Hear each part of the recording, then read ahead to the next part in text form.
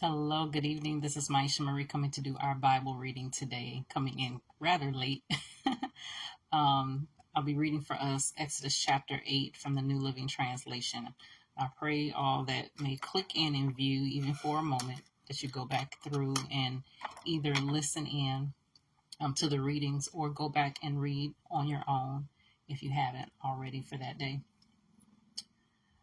Exodus chapter 8, New Living Translation. Then the Lord said to Moses, "Go back to Pharaoh and announce to him, 'This is what the Lord says. Let my people go so they can worship me.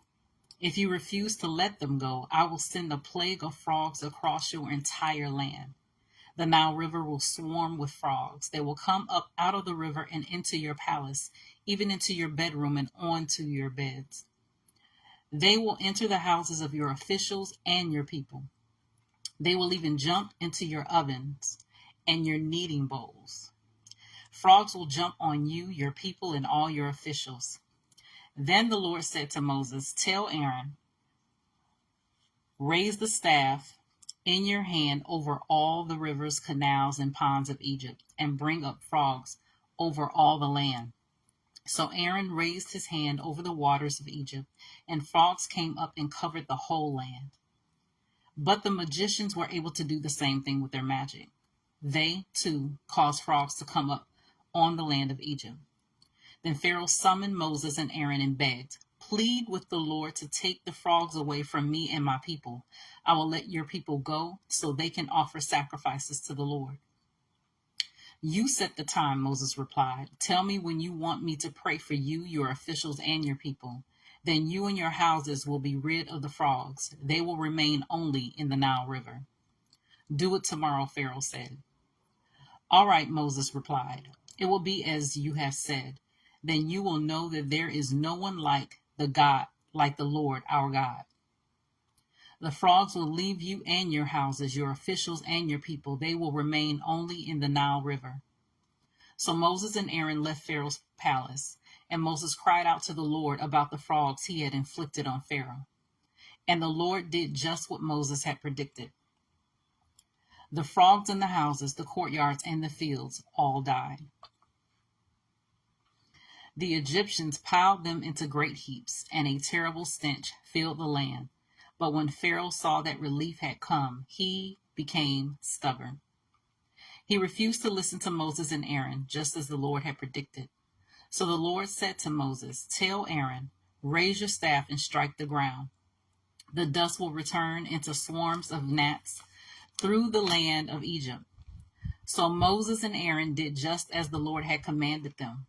When Aaron raised his hand and struck the ground with his staff, gnats infested the entire land, covering the Egyptians and their animals. All the dust in the land of Egypt turned into gnats. Pharaoh's magicians tried to do the same thing with their secret arts, but this time they failed. And the gnats covered everyone, people and animals alike. 'This is the finger of God,' the magicians exclaimed to Pharaoh. But Pharaoh's heart remained hard. He wouldn't listen to them, just as the Lord had predicted.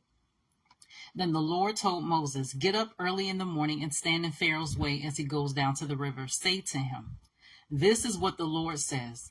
Let my people go so they can worship me. If you refuse, then I will send a swarm of flies on you, your officials, your people, and all the houses. The Egyptian homes will be filled with flies, and the ground will be covered with them. But this time I will spare the region of Goshen, where my people live. No flies will be found there.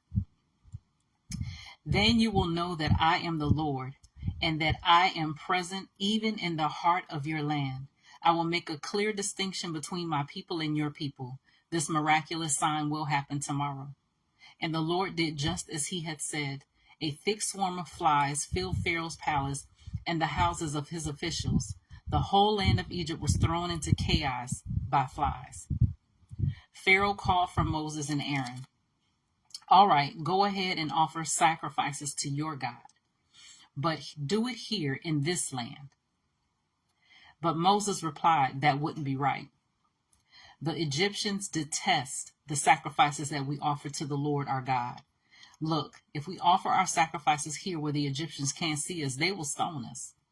We must take a 3-day trip into the wilderness to offer sacrifices to the Lord our God, just as he has commanded us.